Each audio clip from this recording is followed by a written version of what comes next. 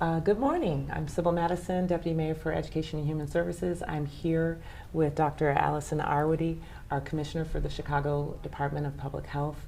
Thank you for joining us for The Doc is In, Ask Dr. Arwady. Just a reminder to put your questions in the comment box below. You can also send us your questions through Twitter or Facebook using the hashtag AskDrArwady. As always, we're going to start off with an update from the doctor. Where do things stand right now? What do you want us to know about COVID-19? Yeah, so thanks everyone for joining. We are looking at questions, keep putting them in. So I want to start actually with a piece of good news, which was that for the first time last night, China reported no new cases of coronavirus among its residents. They still continue to see deaths. They still continue to have people who are ill from coronavirus. They actually did report about 34 cases still in travelers who were coming into China. They're a long way from done, and they'll be continuing to monitor. But presuming that this information is accurate, and most of the information coming from China looks like it's been accurate, it's really a sign that a lot of these really aggressive things that were put in place, having people stay home, really making sure that we're protecting vulnerable populations, anybody who is sick not leaving their home, and really shutting down things that are not essential did make a difference here. So we're a long way from out of the woods, but I wanted to start with that because it was really good news. We're starting to potentially see those factories come back online. That's important for supply chains. So let's talk about where we are in Chicago. I hope everyone has been going to the website, chicago.gov/coronavirus. As you know, every day we are updating that website with all kinds of guidance, but also our latest numbers. Those numbers come out at 2:30 every day in conjunction with the governor's press conference. Sometimes you see me at it, depending what's going on. But we do make sure really right around that same time we're putting our Chicago data. So I wanted to start also showing some pictures if we could, so we can explain what's on the website. So let's see if we can cue up the first graph that is on the very top of our page. In Chicago, we are now reporting 104 lab-confirmed coronavirus cases among Chicago residents, as well as the one death. Do we have that graph up? Perfect. So if you look at this graph, this shows confirmed daily coronavirus cases based on the date that the specimen was collected. So we were getting some questions about, if you look at this last day, I see 21 new cases on that last day. That seems different than the jump that I heard from yesterday. It's because the way we report it has to do with when the specimen was collected. And labs can sometimes take a day or two or even 3, depending on the setting where they're collected, to come back. That's really the most accurate. So along the bottom, we have daily, and then moving up, we have the confirmed case count. Let's look at the next graph. So this one is the one on the right at the top of our page, and this really shows the increase in cases. This is what we call an epi curve, an epidemiological curve, and again, it's showing you the date along the bottom and the confirmed cases going up. Now, we know that we are not capturing every case in Chicago. As soon as we start seeing some of this community spread, which you've heard me talking about, we know every time we detect a case of community transmission, there are many more people in Chicago who have not been detected. And frankly, testing is also not where we really want it to be. But it is less important, the numbers, than the shape of this curve. So the fact that we're seeing that increase, sort of the doubling within 2 days, that's how we know we're on the upward trajectory here, and it's why we're being even more aggressive and giving you this strong messaging about staying home unless necessary. So we'll talk more about that. Please put in questions if you have questions about the way the data is looking. But this is where this phrase flattening the curve comes into play. Exactly. And I think tomorrow we're going to I'd like to maybe get some pictures to help people understand what flattening the curve, that term, really looks like. We talked a little bit yesterday about this are not, this reproductive number, that's the one where I told you that a person with coronavirus, on average around the world, spreads to between 2 and 3 other people with coronavirus. And that's not as high as something like measles, which is much more infectious. But it is about twice as infectious as the regular flu might be. And as we think about really bending this curve, if you think that, right now in a space where nobody is immune, there's no vaccine, in a setting where everybody is just out in the world and you would be potentially spreading to 2 or 3 other people, we actually need to get to a point where people are not spreading, right? And you start to see that average number that they're spreading to, coming down below 1 to start to see that. So we'll talk more about it, but I just wanted to preview it.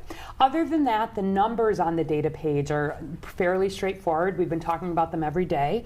I think I'll just highlight that in addition to the 104 cases in Chicago, there's been 288 in Illinois, more than 7,000 in the US, in all 50 states, and almost 200,000 in the world. Many of those people have recovered, as you've heard me say. In our age breakdown, we continue to see the bulk of our cases in the 18 to 59-year-olds, but nearly 30% are in that 60-plus age group. And again, that's the age group where we're the most concerned. Anybody can get serious illness from coronavirus. We absolutely have situations where young people, healthier people, get seriously ill and even die. But the highest risk by far is in these oldest age groups and in the people with the underlying medical conditions. Our oldest case at this point is still 91 years old. The other thing I'll just highlight is still in our Chicago cases, 72% have not needed to be hospitalized. If we look around the world, we expect that to probably be around the 80% range. And again, this really highlights that most younger, healthier people really have a mild illness. Children, if they get infected, in particular, by and large, tend to have a mild illness. So again, our local data is reflecting what we've seen nationally. I think I'll highlight one other thing and then we'll move to questions. And that's, anybody who's been following these or any of our guidance has been hearing us really as a number one message: stay home if you are sick. And you've heard me emphasizing that I don't want you to wait 2 or 3 days until your cough is really bad or your fever is really high. Even at the beginning of when you start to not feel well, right now, I want you to stay home. We talked yesterday about some guidance around that's on the website. But today, if you go to the Chicago Department of Public Health website, chicago.gov/coronavirus, we're including an order by the commissioner, by me, that really puts this guidance more into law. So it basically says that anyone who is having any symptoms of illness that could suggest coronavirus needs to shelter in place, meaning needs to stay home. And if you look at the details of how we define that, we defined it as anyone with even the beginning of what could be an acute respiratory disease. So new onset of fever, cough, shortness of breath. But because we want people to be really serious about this and even a little bit sick to stay home, we've included congestion in the nose or the lungs, sore throat, body aches, unusual fatigue. If you're having any of these symptoms, I don't care what job you have, I don't care what you think you need to be doing, unless you need to seek urgent medical care, we need you home. You can look through some more details about that. We've really said that anybody who has these symptoms, we want them home until they don't have those symptoms for at least 72 hours or 3 days. I think we are going to continue to see additional orders like this where we're putting a lot of the guidance that we've been giving more specifically into law to help make the point that this is something that is mandatory. It is not optional. So I think we'll be giving additional guidance like this and putting it into law, things that we potentially want to see in the healthcare setting, things where we additionally want people taking the guidance seriously. So please Dr. refer Arwady, to could that. you repeat the symptoms that are clarified in this order? Because this seems to be really important that people understand kind of the difference between, I think I'm feeling okay versus... That's right. So the main symptoms that go with coronavirus: cough, fever, shortness of breath. But because we know that people early in illness, this is some of the new science coming out, can be likely to potentially have the, can maybe spread disease. We've also included things like nose congestion, runny nose, stuffy nose, having a sore throat, having the body aches or unusual fatigue, that feeling like you feel like you're getting sick, like something's coming on. Yeah. That is the time I want people home. Stay home. If you go 3 days and you're feeling fine, if you're in an essential job, you can come back out. The other piece that's in here, though, is that we're really asking, if you're feeling unwell like this, to also do what you can to be separated from other folks where you live, especially if they're in those vulnerable categories. I know that's difficult depending on the situation, but really be thinking, as much as you can, trying to be in a separate area, trying to really limit your contact with anybody who's at your home who could be at risk too. Right. So it's the same guidance, but really putting it more into law. And again, if you have questions about that, please put them in the chat box and we'll talk more about it. Right. So this notion of fighting a cold, we're not supposed to be fighting colds now and kind of weathering through that. I want people home. Yeah. Even if you're beginning to feel ill, stay home. It's not worth it. We really don't want to run the risk of somebody inadvertently having coronavirus, not knowing it, and spreading it. Yeah, and it seems really important, this point about if you are at home, to isolate, because my understanding is that many of the cases are from the close contact that you actually have in your home with your family members. That's precisely right. Our most, when we've done very large investigations, when we've done small investigations, consistently the most risk is these people with the very close contact, the people in your family who you regularly interact with. And so it's much less likely to be somebody walking past someone in a street or in a general office building with someone. The risk is greatest with this close contact. So in places like office buildings, we want the social distancing where people need to continue to work for essential reasons. The very good hand hygiene, doing what we can to limit that risk.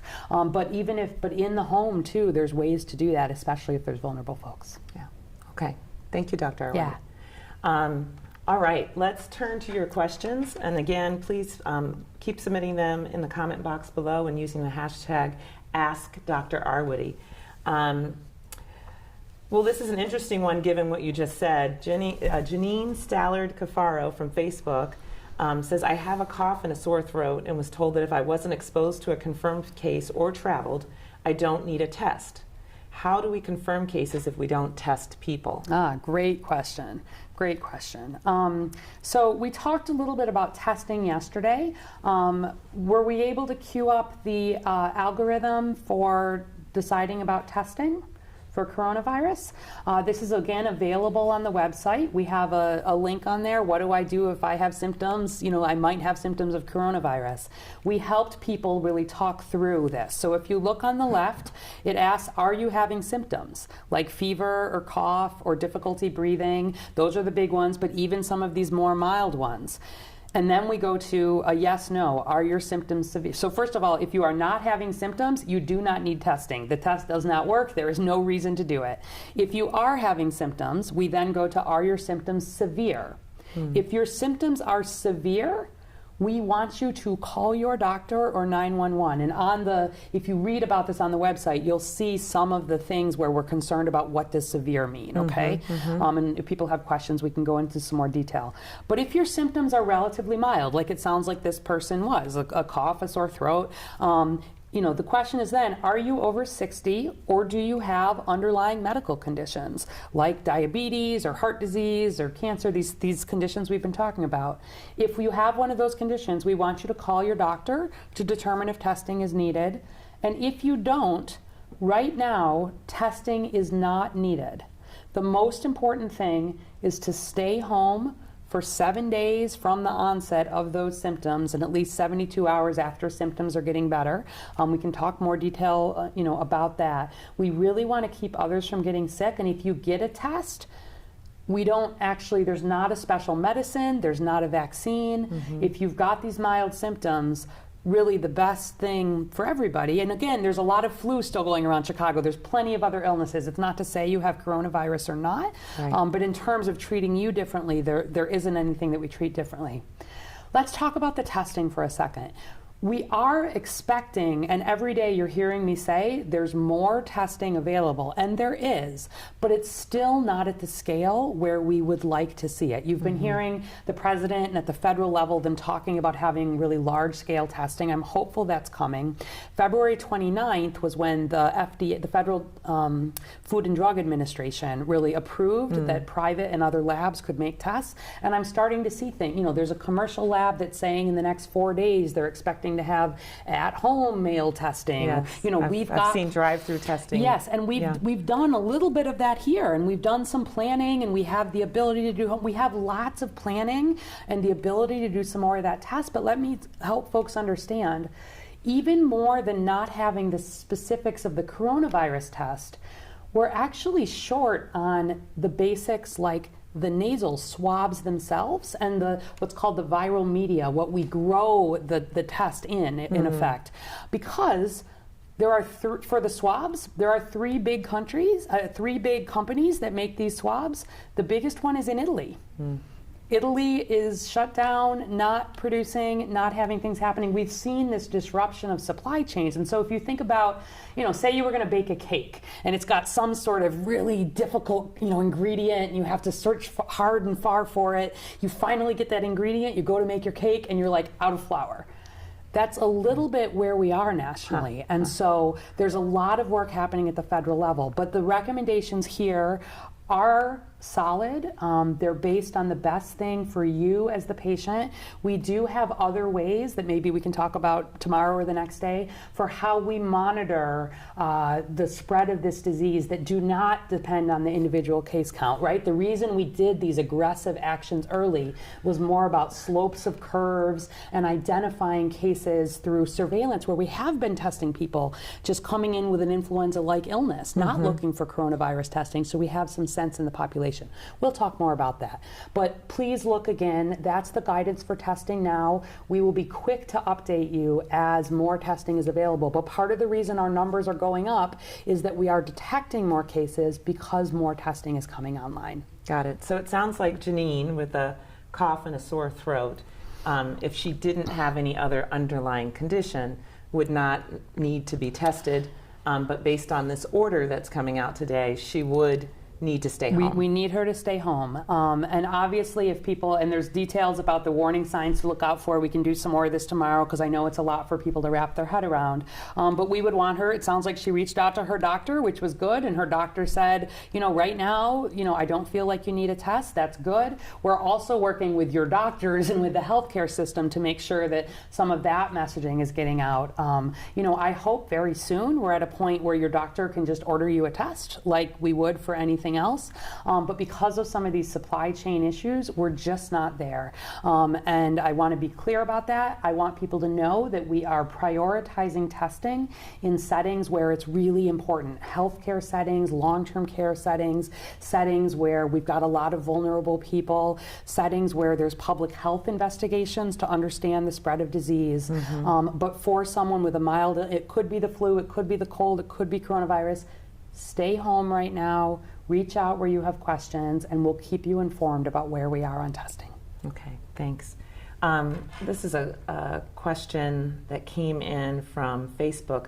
What exactly does older adults mean? Is there a threshold for age here? Good question, we keep too. talking about older adults. Yeah, so, and you'll probably see actually different states, have been using different. We've chosen to use 60 here as really the cutoff because that's when we start to see the mortality, the potential for very serious illness, the need for hospitalization, the need for ICU, even the need for mortality really start to increase. But it goes up as people get older. 70 is higher than 60, 80 is higher than 70, 90. And so there's a little bit of a what is my age group and what are my underlying conditions. We can't have a hard and fast, but what I've been saying to my staff and the people who call me, people who are over 60, especially if there's underlying medical conditions, and it's an or, I'm 60 or I have underlying conditions, as much as possible, really unless you're in very essential roles, I'd really like you staying home because we want to protect your health and we want to protect the health care system. If you look at some of what's been happening in Italy, they've been having trouble. You know, they have a very old population in Italy, and they've been seeing their hospitals overrun. They've not been able to keep up with that intensive care unit level. We're doing tons of planning here every day. We're looking at ICU beds and ventilators and what do we have, and we're really planning for it.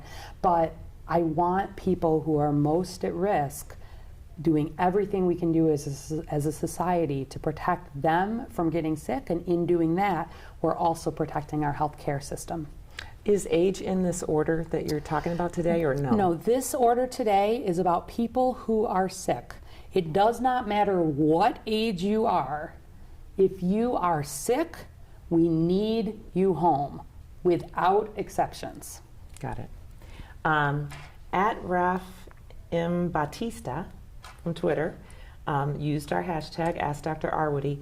How should we be handling packaged foods delivered and or picked up from restaurants? Gotcha. So good question. The FDA, the Food and Drug Administration, does have some information on its website about this, I know. So if you go to fda.gov, you can read many more questions about this. We don't think of the food route as being at all a major cause for infection here. It's different than the respiratory route. There are some viruses, if you think of norovirus or hepatitis A, that are very much spread in food. But really, this is one, again, spread primarily by when people are coughing and sneezing and droplets are coming out, and then you are getting that droplets either onto your hands and then into your eyes, nose, and mouth, or being in that close contact and having it in place. So I don't have a high concern at all for when people are picking up food. The Chicago Department of Public Health all the time does the restaurant inspections for the city of Chicago to keep our food safe. Our inspectors are out there. Obviously, with all of the changes in what's been happening in restaurants here, we're changing some of our practices there. But I know our restaurants all the time know that they need to have safe handling practices. And right now, everybody is being so careful. Food handlers home if they're sick, right? Everybody home if they're sick. If you pick up a package and you're a little concerned, you want to wipe off the package, you can. It's not a major cause for concern. Really more important is limiting the close contact with individuals. And if folks have more questions about any of that, we can talk more about that again tomorrow. Yeah, because I understand, I've heard a lot of people talking about this study that came out that said that the virus can live on cardboard and on other surfaces, and so I wonder if people are concerned now about picking up bags of food or... Yeah, absolutely, right. And maybe that'd be a good thing to talk about a little more tomorrow. So there have been some new studies that have really been in a very controlled setting, saying how long can these droplets be there, and not just there, but can there be virus that is potentially infectious? And the longer it is, the time sort of goes down. So cardboard turns out to not be a major issue. Steel, it can be on steel a little bit longer. But by and large, still, I want folks to understand the major risk is less from touching surfaces and more from being in close contact with people who are ill, who are sick. And so all of the guidance that we're giving about washing hands and keeping your surfaces clean and washing, please do that. That is about this. That is about not having virus on surfaces. Please, if you're out and about, you can't be washing your hands too much right now. I'm being really careful anytime before I'm eating, anytime I'm really just even thinking about it, doorknobs, whatever. Washing hands, washing frequently touched surfaces. It's important, but the most important thing still, really clearly, I think by all of the evidence, is that close contact. And again, that gets back to where do we see the spread? It's really in the households. Yes, got it. Let me see. There's a lot coming in right now. Good. Deborah McDonald from Facebook. How is COVID-19 affecting people with asthma? Oh, okay. So asthma would be an example of a lung disease. It's an underlying condition that would make us more concerned that someone with asthma could have one of these more serious illnesses. As anybody with asthma knows, asthma runs the spectrum. We have people who have very mild illness. They may need to use an inhaler once a year when they exercise, and we have people with really severe asthma. Obviously, that severity would make a difference. But what I would recommend, first of all, anybody with asthma, really anybody with any underlying condition, if you haven't done this already, please make sure you're giving a call to your doctor and you're making sure that you've got your prescriptions filled and at home. So even if you only use your inhaler occasionally on a run, make sure you've got an inhaler at home now. Look at your asthma action plan. Anybody with asthma will know what I'm talking about. Look about what are my potential triggers? When do I need to be calling? Think about even things like stress can actually be triggers for some people with asthma. I know this is a stressful time for people, so some of the self-care things that we've been talking about are important for people. We want folks to have healthy lungs. We want folks to have healthy immune systems. And asthma is a good example of what to do with that. Got it. At the Froyo Queen 1 from Twitter, can we get COVID-19 again? Will it be back next year like the flu season? Okay.